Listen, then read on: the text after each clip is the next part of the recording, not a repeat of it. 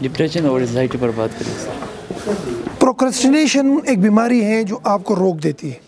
ہر کام آپ آخری اوور پر چکا مارنے کے لیے ریڈی ہوتے ہیں. پیپر کی تیاری آخری دنوں میں کرتے ہیں. بجلی کا بل آخری دن پہ جمع کرتے ہیں. نہیں سمجھے میری بات؟ ہر کام ڈیلے ہوتی ہے, ہر کام لٹکی ہوئی ہوتی ہے. گھر میں اپنے روم میں جرابیں ادھر, شوز ادھر, کپڑے ادھر, امی بیمار, بھائی بیمار, بچوں کو ٹیکے لگانا پینڈنگ, ہر کام پینڈنگ پینڈنگ پینڈنگ. جب یہ ساری چیزیں ڈسپرس ہو جاتی ہیں یہاں سے ڈپریشن کی اور ہائپر ٹینشن کی بنیادیں, یہ ہر چیز جو الائن نہیں ہے. میں نے آپ کو کہا مجھے ہر چیز سیدھی پسند ہے. یہ جو ہر چیز زندگی میں ٹیڑھی ہو نا تو یہ لیڈ کرتی ہے ایگریشن کو. آپ کو غصہ آتا ہے, لڑتے آپ, یہ ٹیڑھی ہوتی جائے گی. اور جب یہ سچویشن ہو تو اس کا نتیجہ کیا نکلتا ہے؟ وائلنس. اور وائلنس کرتا کیا ہے؟ معاشرے کو ختم کرتا ہے. جس معاشرے میں وائلنس ہو وہاں پر کبھی بزنس اپرچونٹیز گرو نہیں کرتی. جس معاشرے میں وائلنس ہو وہاں پر باہر سے کوئی لوگ جس معاشرے میں وائلنس ہو, ہائپر ٹینشن ہو, لڑائی جھگڑا ہو, وہاں کے اندر نوجوانوں کو مواقع نہیں ملتے, باہر کے لوگ انویسٹمنٹ نہیں کرتے. اگر ہم نے چترال کے اندر اس پورے معاشرتی نظام اور اس ڈھانچے کو ایسا کرنا ہے کہ پوری دنیا سے لوگ آ کر یہاں پر انویسٹمنٹ کرے اور یہاں پر انڈسٹری لگائے, یہاں پہ کارخانے لگائے, تو ہم نے وائلنس کو کم کرنا ہے. وائلنس کم کہاں سے ہوگی؟ جب ہم یہاں پر ڈپریشن کم کریں گے. ڈپریشن کب کم ہوگی؟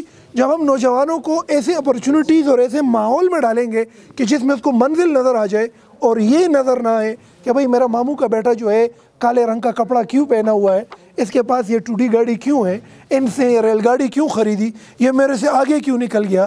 اگر یہ بندہ کسی ایک پرابلم کو ایڈریس کر کے اس کے سلوشن پر لگا رہے گا تو وائلنس نہیں ہوگی.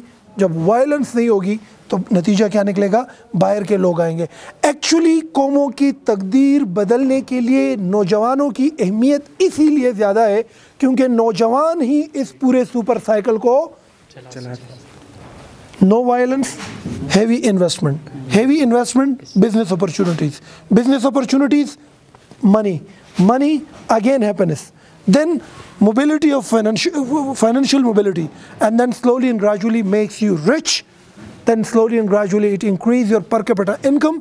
پھر آپ کے بچے ہوتے کیا ہے کہ ایجوکیشن سے پہلے ان کو جابز ملے ہوئے ہوتے ہیں, سٹارٹ اپ ہوتی ہے, لوگ خوشحال ہوتے ہیں, باہر کے لوگ آتے ہیں. تو ہم نے وائلنس ختم کرنا ہے. وائلنس ختم کب ہوگی؟ جب ڈپریشن ختم کریں. ڈپریشن کب ختم ہوگی؟ جب بچوں کو اچھے مقاصد کے ساتھ جوڑیں گے. اچھے مقاصد کے ساتھ کیسے جوڑیں گے؟ جب ان کی تربیت کریں گے. تو دیٹ از واٹ, یہ پورا سیشن اس طریقے سے آگے چلتا رہتا ہے. ٹھیک ہے بچوں؟ تو خود کو ایک اچھے منزل سے جوڑو, ایک خوبصورت مقصد کے ساتھ خود کو جوڑو اور اس پر سب کچھ اپنا قربان کرو. ڈپریشن کے قریب بالکل مت جاؤ. یہ ڈرگز وغیرہ ان چیزوں کی, دیکھو نا ڈرگ کیا ہے, ڈرگ کیوں نقصان دہ ہے ساجد صاحب؟ ڈرگ کرتا کیا ہے؟ جب آپ ڈرگ لیتے ہیں نا, یہ نقصان کیوں کرتا ہے؟ یہ آپ سلا دیتا ہے بس. جسمانی فزیکل نقصان تو ہے. ڈرگ جو آپ چرس پیتے ہیں, سگریٹ پیتے ہیں, آئس پیتے ہیں, یہ آپ کو سلا دیتا ہے. اب آپ سو گئے تو آپ یہ بھول گئے کہ آپ کے چیلنجز کیا ہے. آپ کے چیلنجز کیا ہے؟ آپ بھول گئے کہ آپ کی ویکنیسز کیا ہے. آپ بھول گئے کہ پوری دنیا میں کیا تبدیلی اور ٹرینڈ آ رہی ہے کیونکہ آپ سو گئے. تو جب آپ سو گئے تو آپ پیچھے رہ گئے اور باقی کے لوگ آپ سے آگے. تو آپ لوگوں نے کبھی چرس, سگریٹ یا آئس پینے والے کو کبھی کامیاب دیکھا ہے؟ آپ نے ہمیشہ ان کو مار داڑ پہ دیکھا ہوگا نا, ہمیشہ لوگوں کو مارتے ہوئے دیکھا ہوگا نا. غصہ کرتا ہے کہ نہیں کرتا؟ چپیٹ نکالتے نہیں, بدلہ لیتے ہے کہ نہیں, چوری سے وار کرتا ہے کہ نہیں؟ کیونکہ یہ پھر اتنے تنہا ہو جاتے ہیں معاشرے میں کہ یہ انتقام لیتے ہیں. تو بچوں خدا کے لیے کوشش کرو کہ ڈرگ سے, خواہ وہ کسی قسم کا بھی ڈرگ ہو, اس سے خود کو بچاؤ کیونکہ یہ آپ کو روک دیتا ہے, آپ کو سست بنا دیتا ہے, یہ آپ کو پروکریسٹینیٹ کر کے سلا دیتا ہے اور آپ بھول جاتے ہیں کہ آپ کے چیلنجز کیا ہے, کس چیز کو آپ نے ایڈریس کرنا ہے, کس چیز کو آپ نے اسٹرینتھ میں بدلنا ہے, دنیا کس طرف جا رہی ہے, میں کہاں پر کھڑا ہوں. جو قوم یہ بات جان لیتی ہے کہ کہاں پہ کھڑے ہیں, کہاں پہ پہنچنا ہے, دنیا کہاں تک جا رہی ہے, کیا تبدیلی آ رہی ہے, اس تبدیلی سے پہلے تبدیل ہونے کے لیے اسٹرگل کرتی ہے، اللہ ان کو اپنی نعمتیں دے دیتا ہے۔ اور جو لوگ سوئے ہوئے ہوتے ہیں، کسی کے انتظار میں ہوتے ہیں، تبدیلی کے بعد تبدیل ہوتے ہیں، ان معاشروں میں خودکشیاں، ڈرگز، وائلنس، ظلم عام رہتا ہے۔ ایسے معاشروں پر لوگ انویسٹ نہیں کرتے، ان کے قریب بھی نہیں گزرتے۔ تو تبدیلی آپ میں سے ہے، اس کے لیے اسٹرگل کرو۔ تھینک یو سو مچ، جزاک اللہ۔ ساجد صاحب چلے، بہت زبردست ماشاءاللہ، یہ بچے بڑے زبردست، ان لوگوں کا ایک میں تو بڑا خوش ہوا ان بچوں سے۔ وہ زیادہ وہ کچھ بچے نا وہ شپیلے مارتے ہیں، چیخ پکار کرتے، ڈسٹرب کرتے، وہ نہیں۔ یہ ایک بچہ $1 بلین اس کی قیمت ہے۔ آپ کی ایفرٹس جو آپ نے کی ہے، میں گارنٹی سے کہتا ہوں کہ اس کا بڑا امپیکٹ انشاءاللہ ان بچوں سے کو اللہ نے دینا ہے۔ یہ آپ کی بڑا پن ہے، آپ کا بڑا سوچ ہے، آپ ان بچوں کے لیے سوچتے ہیں۔ کوشش کرو ان بچوں کو نا، آج جو سیشن ہوا ہے ان میں سے 50 بچوں کے چھوٹے چھوٹے سٹارٹ اپس شروع کرواؤ۔ 5 بندوں کا ایک گروپ بناؤ، 5 کا ایک گروپ بناؤ، 5 کا ایک گروپ بناؤ، 10 گروپس بناؤ 50 بچوں کی۔ اس کے لیے آپ 1-2 کوآرڈینیٹر رکھو، مطلب جیسا یہ کت کاٹ میں تھوڑا آگے آ جاؤ، یہ کت کاٹ میں تھوڑا مطلب ہے کہ دکھتا ہے، تھوڑی سی پرسنالٹی ہے، تھوڑا پڑھا لکھا دکھتا ہے، قریب آؤ۔ اس طریقے سے ہر گروپ کا ایک لیڈر رکھو، ایک اس طرح کا رکھو، ایک اس طرح کا رکھو، اور ان کو کیس سٹڈیز دے دو۔ جن معاشروں میں ریسرچ نہیں ہوتی، تھنکنگ نہیں کرتے لوگ، کیس سٹڈیز نہیں دیکھتے، پرابلمس کو آئیڈینٹیفائی نہیں کرتے، وہ قوموں کی تقدیریں نہیں بدلتی۔ ان کو ٹاسک دو، 10 دن کا ٹائم لو، پورے چترال میں ہر گروپ 5 پرابلمز لے کر آئے۔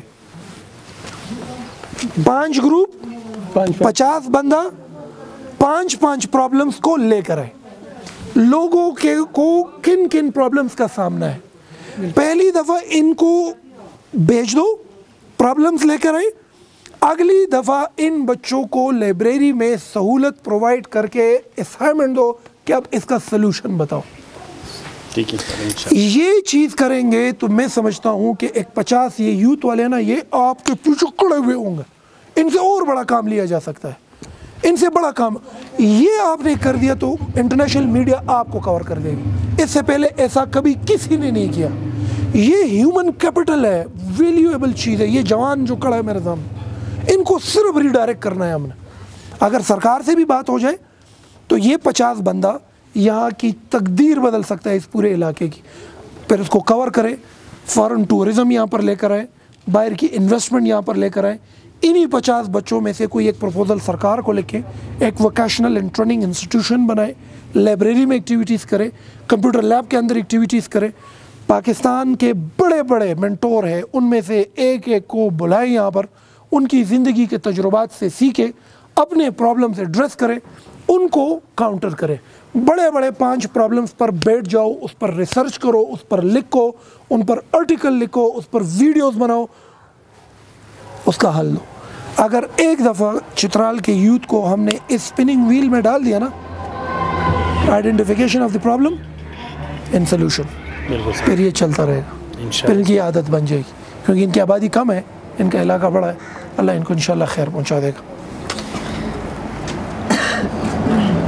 Thank you so much, thank you so much, thank you so much. چلو بچے۔